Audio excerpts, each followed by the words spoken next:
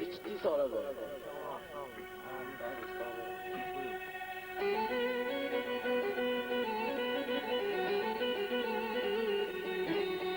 Hiç oldu heder gitti ömür bağda yaşarken.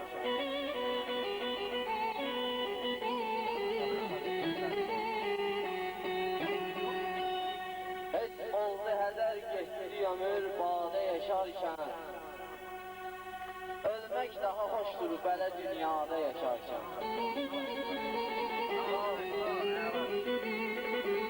Sen sanma ki mal dövləti var yok onun derdi. Dertle yaşayıp hatta o şahzade yaşarken.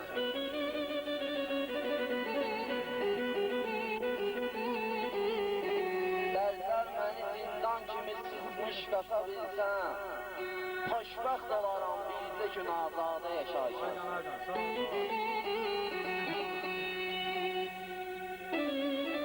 Söz var ki gəlir yaz atılır qəlbinə ütünbər.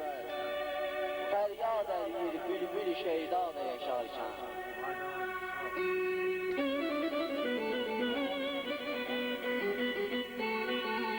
Bir gün biyinlərlə dəli olmuş başı tapır.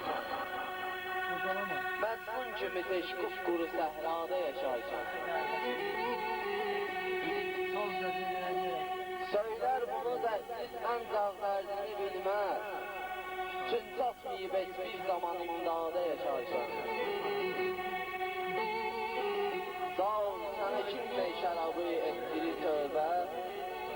Keçmişdə yaşatmış məni meyvada yaşarken. Geçmişte yaşatmış beni meyvada yaşarken.